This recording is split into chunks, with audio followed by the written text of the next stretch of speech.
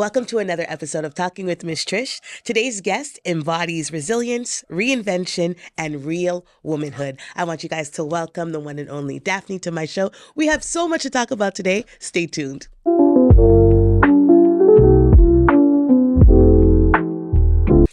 Daphne, welcome to Talking to Miss Trish. Thank you. Thank you so much for coming. Thank you for inviting me. No problem. So for everybody who doesn't know, tell them who you are. So I'm Daphne, mortgage broker, a mother, a friend, and truly a person that wants to empower everyone around her. And she is that, all of that. Daphne has such a wide range of experience everywhere. One of the things that she told me was she used to be a correctional officer. So we're going to talk about that because it's very rare that you hear Black women, in Montreal be one of those. So can you talk to us about that experience, please? Well, I was just always like the black sheep, whether it's family, friends. And very early on, I knew I wanted to work in law enforcement. Okay. And so I went with that. Nice. And I just pursued it and landed as a correctional officer. And it was a great experience. The first few years, especially when you're young, wild, and I would say a little bit of a cowboy too. Yeah. Okay. I like that. You have to have a little bit of that in you. I was very attracted to this field, and the first few years, you're single, kids, no kids, childless. Yeah, exactly. I was very happy. But as the years went on, I think that as a correctional officer, pretty quickly you've did it all. You've seen a lot of things, and it's very redundant. Okay. Right? So after a couple of years, I was like, okay, so now what? Right. What are you going to do? What do I do? And then the fact that I had kids also, and I was a single mother working on shifts. Wow. Right? Yeah. So I was working day, evening, even night shifts. Wow. As a single mother, I was like, how am I going to make this work? Exactly. Yeah. I did not have enough seniority to land a permanent position. So I had to do those rotation shifts. Wow. And I tried everything to not do it. Okay. Asking for like special, humanitarian of course. requests. And stuff like that. Of course. I was going to say, so yeah. I was trying to, but I didn't see how on the long run I could just go on. And also for myself, I felt like that the purpose wasn't there anymore. I got you, yeah. So I was like, I need to feel something professionally. Like I feel like not that correctional officers are useless. Right, of course not. To the opposite, somebody needs to guard these people. Yes, of course. But for my personal fulfillment professionally, I thought it was just the end for me. Okay, yeah. Okay. I understand that. Did that change your judgment of people being in that facility all the time, seeing every day? Like, how does that work? Like, the judgment and second chances, you know what I mean? Because these people are in jail, right? Question. So did that change for you? That is such a great question. I think that when you work in those fields, when you are a cop, when you are a correctional officer, everything honestly revolves around that law enforcement, to be honest. So your friends and your views are of course. Pretty much. Yes. So even when we see in the media things happening, especially with like police brutality, of course, yes, racism, like absolutely, you being the Black person, yes, with the uniform, we need another episode. Okay. I like that. Okay, but when you're in it, you don't realize as much. And when I got out of it, and my friends and surrounding still being in that field, I realized how much we are very. First of all, we're very paranoid. Yes. Honestly. Yes. Like, I detached myself from that field. So I don't see and hear the same way. Got you. And the other day, I went out to eat with a friend that is a still correctional officer. And just, the hypervigilance of this person or the way the person would seat or choose the table to seat at the restaurant.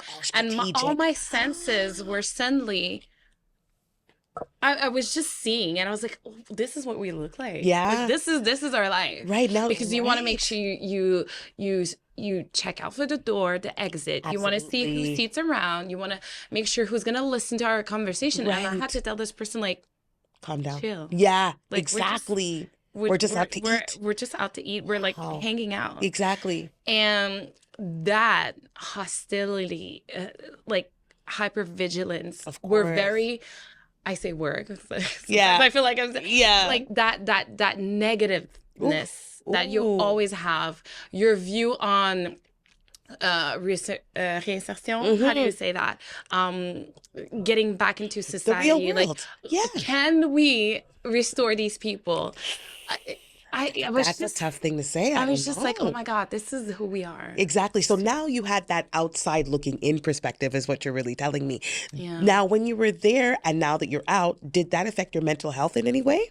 Oh, your mental health is affected from through and through. Really? In that field.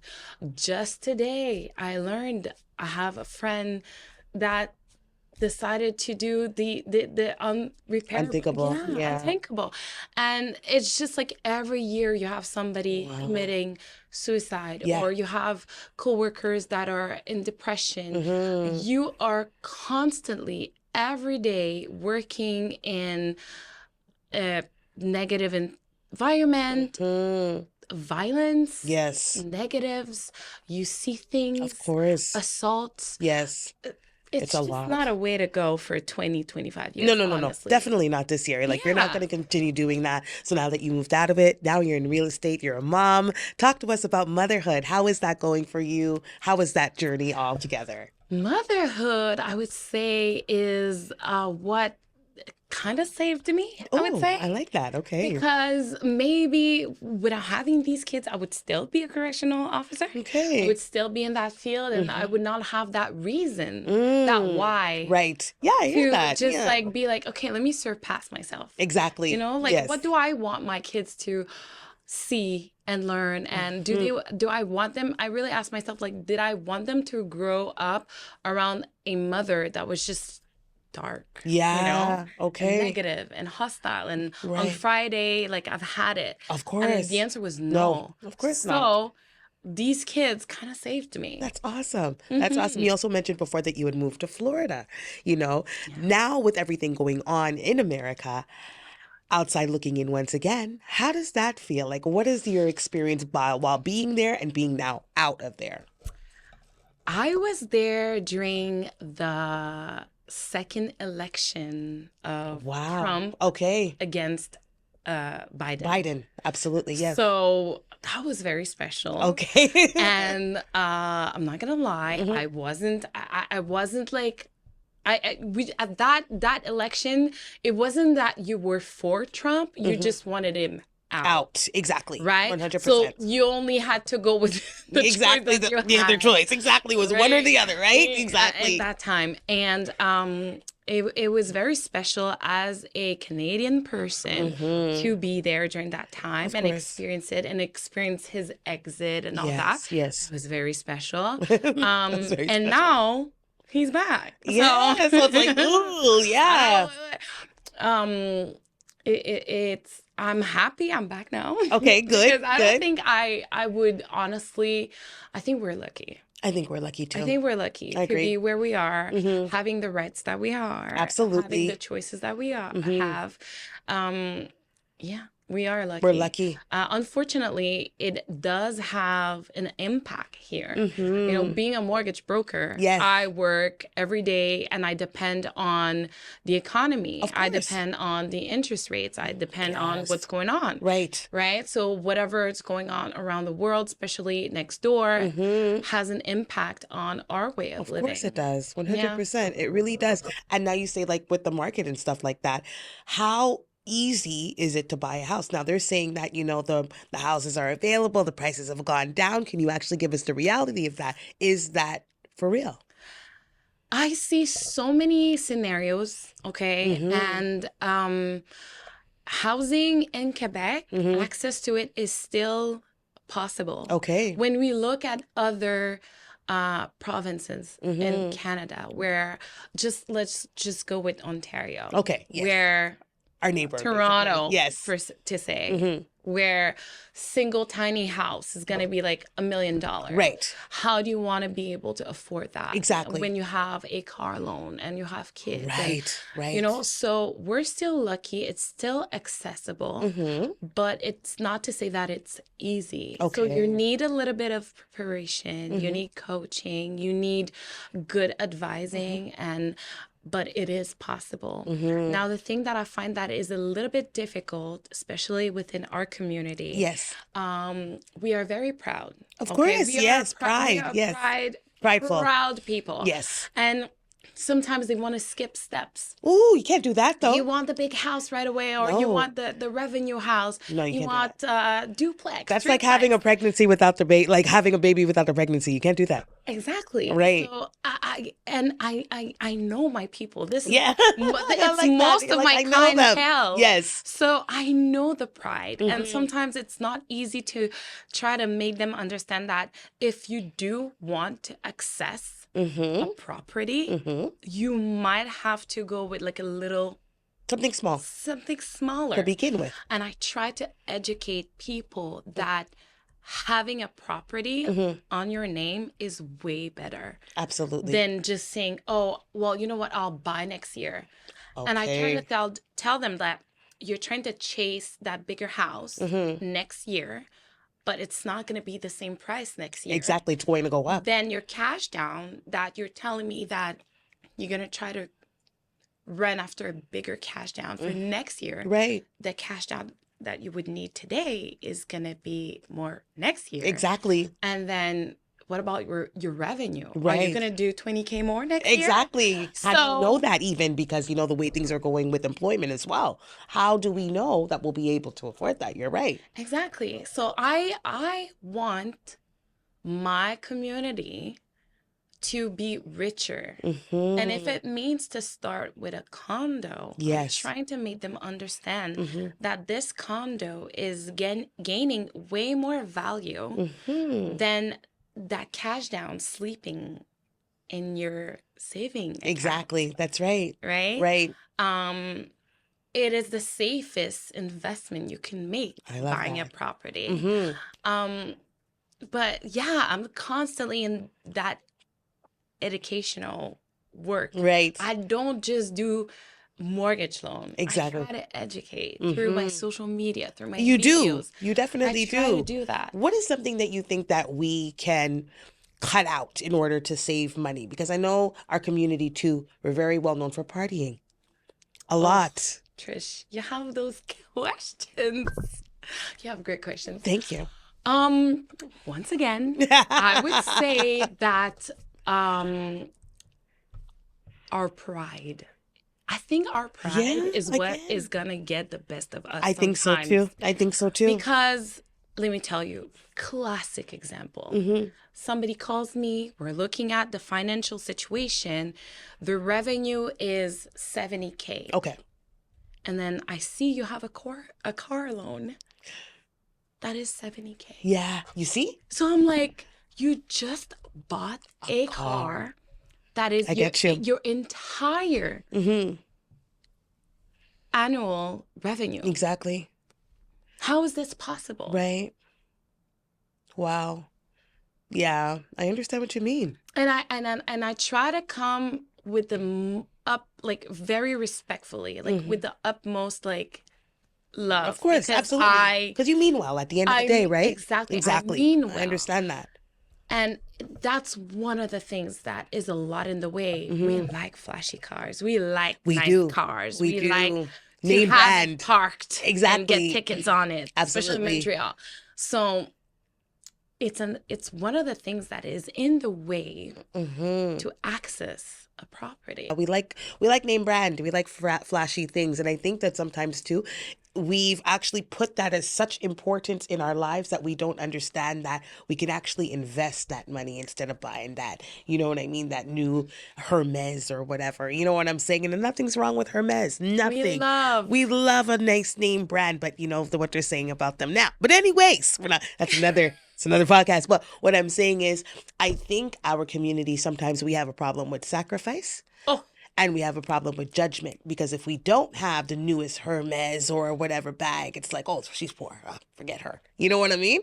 So that's drop, Trish. Yes, that's one of the things I think we struggle with a lot. And have you seen that a lot? I mean, yes, you did see the $70 loan, but I'm saying in other ways, have you seen that amongst our mothers? You know what I mean? There's probably a lot of mothers who want to buy property. Have you seen that amongst them as well? Well, me being a single mother, it's part of my clientele. I have a lot of women that are either on the process of divorcing, they're separating, or they're single mothers, or just single, right? Yeah, exactly. No kids. And they want to buy. So when I stumble upon a client that is going to trust me, and I'm going to give them the recipe, right? And they're gonna follow step by step. Our biggest victory is being like, okay, we're going to the notary. Exactly. Like, the loans got accepted. That's and it. You're having that, like that just makes my day. I love that. I love that. How do you make them trust you? I mean, I always take the time to, some people, they can just like bypass clients like very quickly, easy, right? Exactly. Easy, like one after the other. But I like to take the time to know their story. I like that. I want to know your story. I want to know what's your project. How can we get to that goal? And even if it's not today, how can we get to it? Sometimes we're going to start baby step, right? Maybe that first property is going to be a smaller one. And then after we already have a plan that for in 3, 4, 5 years, you're going to rent it or sell it or rebuy. Right. So I like to take the time to understand the human. I understand what you mean. Because that's part of like my backstory, who I am as a person. Yes. Being a correctional officer. So that's how I gain their trust. I like that. I like that. Now, someone who has the argument that renting is better than owning. Can you talk about that a bit? What do you think, that one has the advantage over the other, or do you think it's just because of a financial situation? I think that owning is definitely better. Right. There's no questions asked. It is better. It's just that people don't necessarily know how to get there. I like that. So we anybody can get there. It all depends on how. And the sacrifice. You said sacrifice. I did. Yes, so because there's a lot of that needed. Are you willing to do the sacrifice to get there? 100%. 100%. How do you balance motherhood and being a real estate agent at the same time? How's that going? I don't balance. I love the realness. She said, I don't balance. Okay, what do you mean you don't balance? Like, how does that work? How does that happen? It's still like I'm a new broker. It's going to be my 3rd year soon. I'm a new broker, and it's still like a work in progress. I think that as a woman, even if like whether you're single or not, as a woman, period, I think it's always harder. Okay. If you want to, it could be a 9-to-5 job, but you're trying to land that position, exactly, right? Or as an entrepreneur, it's always going to be harder because you're still managing all these other things that at the same time.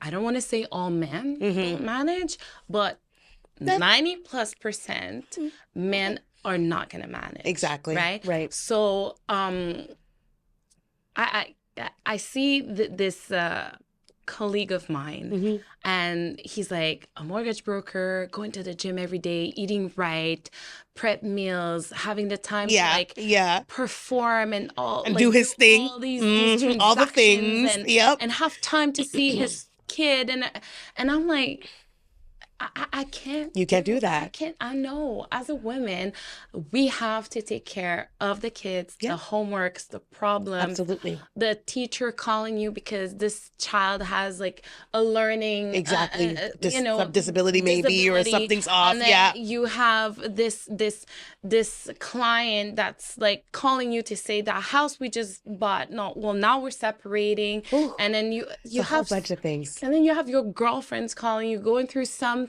Exactly. And then, so you have all these things going on. You, as a woman, I'm sorry. I don't care if people's like gonna come for me for this, That's okay. but we're never gonna be equal.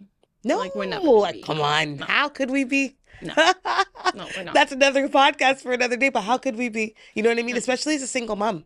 You know what I mean? For yourself, like it's a lot. I mean, I don't even know how you find time to take care of yourself, but you did, and you look great. Exactly. You know what That's I the mean? practice. You know what I mean? And that's great. Yeah, But that's what yeah. I'm saying. So how do you balance the demands of basically still finding time for yourself and extending that time to your children? It's a learning process. Mhm. You have to make it a point, and it's very hard Mm-hmm. as a single mother, because when you're a mother, it's always everybody else and you last. Yes, right, exactly. So you really have to block that little spot in your agenda. That's Mhm. gonna be like, oh, I'm gonna get a facial. I'm gonna Okay. go get a massage. I'm gonna go out for dinner with my girls. Mhm. If you don't block it ahead, you're never gonna do it as Absolutely. a mother, because it's always the clients, the kids, the Mhm. people, Mhm. your parents, whoever Whoever. Oh my is God, gonna yeah. come first. Absolutely. And I'm still trying to balance, but I think that the most important thing is to tell yourself that you cannot do it all and be okay with that. Mm. That's the first time I've actually heard a guest say You that. cannot do But you it all. can't do it all, though. You And that's the can't. reality of life. You can't do it all. You want to, No. but you can't. So you give yourself that grace to let yourself know that you can't do it all. You can't. I like that. You can't. Just, you have to be honest with yourself. You have to choose the season. Like Mhm. right now, and it was hard. Yes, It was of so course, hard of because at course. some point, like you have that mom guilt. That you Yes. feel that like you're not doing Enough.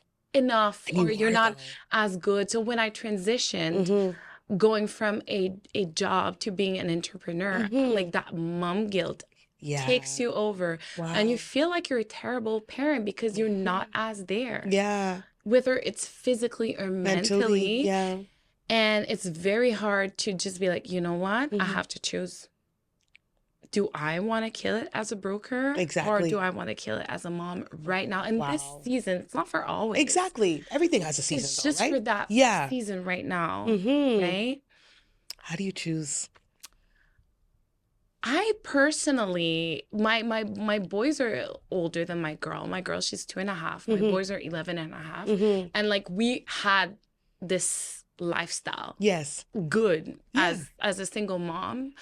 And I told them that like right now it's gonna be rocky. You told them, so you communicated. Yeah. I like that. I like Yeah, that. we Good for had that you. talk because like that every 2 weeks paycheck that comes in Yes. when you're 9 to you 5. work for the government, Exactly. and like I'm good. I do a decent salary as a correctional officer, but when you become a self-employed person Mhm. and you're an entrepreneur and you don't know when that next Ooh. paycheck is gonna Yes. come in, Yes. how are you gonna feed the kids Exactly. in 2 weeks from now? That's right. At one point, I had to be like, okay, I have 2 young men, Mhm. and I don't have any male Figure. figure like Right. at home. Right. Right. We have some others, but Of like course. every day at home. And I was like, let me just play it real, Yeah. because that's my style. So I was like, Yes. it's gonna be rocky. Okay. So those things that you're used to might not be Be there there. for now. Ooh, that's good of you, Mom. I like that.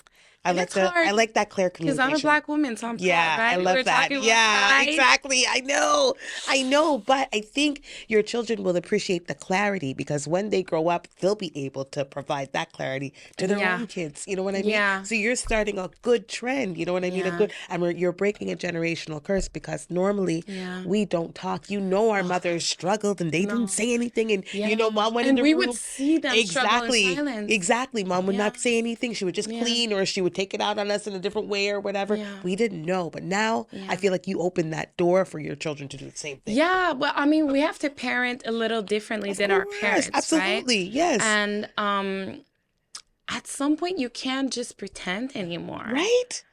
You know, I think that it's in our blood to just try to like pretend. Exactly. It is in our blood, So I started off as like trying to dodge but I was like, no, I can't. You can't. Go on like this. Exactly. I have to got to tell them. Change the strategy. Yeah. Just like, let's have a sit down and be real that like those Nikes might not be like possible for now. Or those extra activity or sports for now, we might have to put them on pause.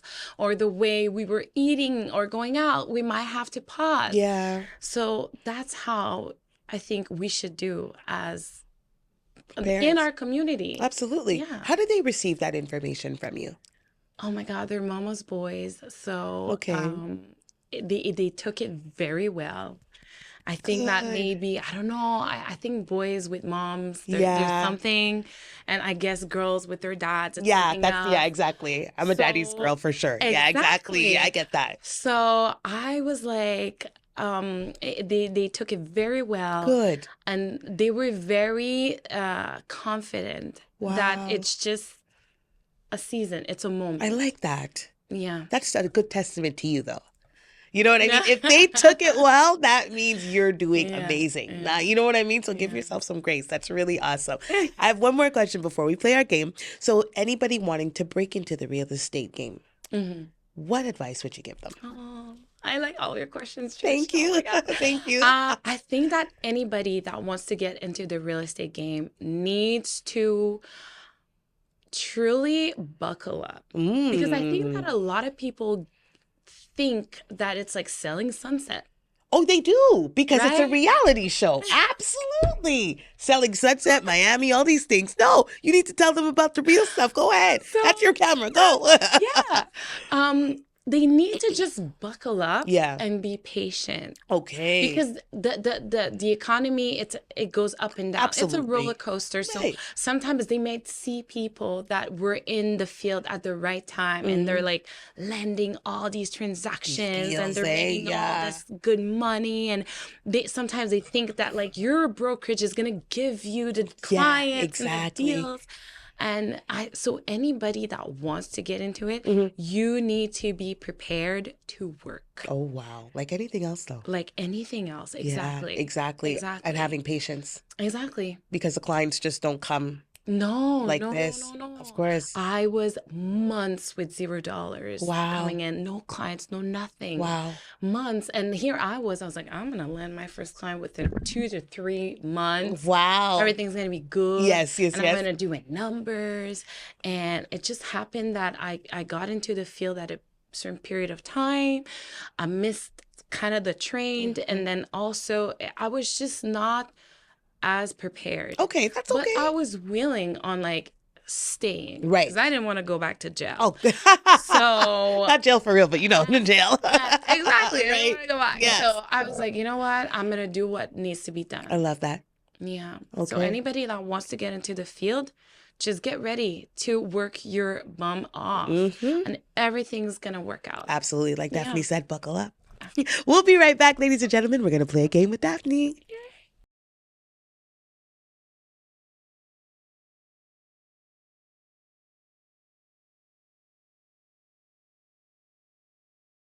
So we are back, ladies and gentlemen. As I mentioned to you, we're going to play a game of this or that, mortgage style, rental style, we'll see, real estate style with Daphne. Daphne, are you ready? I am. So there's no real right or wrong answer. It's basically what your choice is, all right? So I kind of asked you this before, but number one is buy or rent? Buy. City, condo, or country home? Start with a country home. Well, what do you like? What would you prefer? Condo. There you go. Okay, next one. Fixer upper or move in ready? Move in ready. Yeah? Especially as a first time buyer. Okay, yeah. I love that. Open concept or traditional layout? Traditional layout. Love that. Walk-in closet or home office? Walk-in closet. High-rise views or backyard bliss? Backyard bliss. I like that. Stainless steel appliances or all-white kitchen? Stainless steel. Absolutely. I got kids. I can't fight.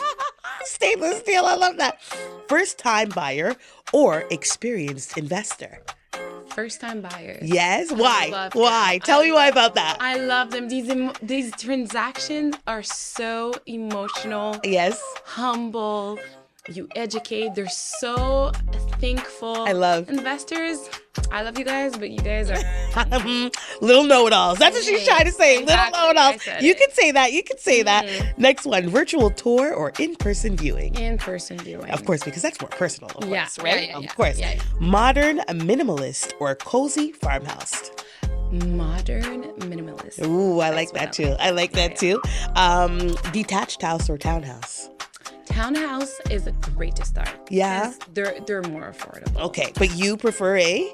Detached. Me too. For me. I don't want any noise. Yeah. I don't want to be stuck to nobody. No. Next one, waterfront property or mountain retreat? Mountain retreat. Yeah, absolutely. Yeah. Next one, buy pre-construction or resale? Pre-construction. Yeah, why? Because you can have a very good deal. Even though you pay taxes. Of course. But 10 years after, check out how much you're going to resell it for. Okay, there you go. There's a benefit in the long run. Bold accent wall or a neutral palette? Neutral. Neutral. I like the neutral too. Yeah. And lastly, large mortgage or smaller space? Smaller space. That's what she said. Start with a small space, y'all. Yeah. I give it up for Daphne. So we are back, ladies and gentlemen. We're coming down to the conclusion of the show. Daphne, you did so amazing. I appreciate you so much. Thank you for having me. No problem. One more question You're is, so fun. thank you. What is one quote or word or motto that you yourself live by? Be unapologetically you. I like that. That's me. I like that. That's my motto. Yeah, I like that. And I can tell that you are. So that's good. That's amazing. That's amazing. Look into this camera and tell everybody where they can find you. You guys can find me on LinkedIn, on TikTok, on Instagram, on Facebook. Daphne Sano, broker. That's right. Thank you guys so much for watching another episode of Talking with Miss Trish. Stay tuned for the next one. Much love.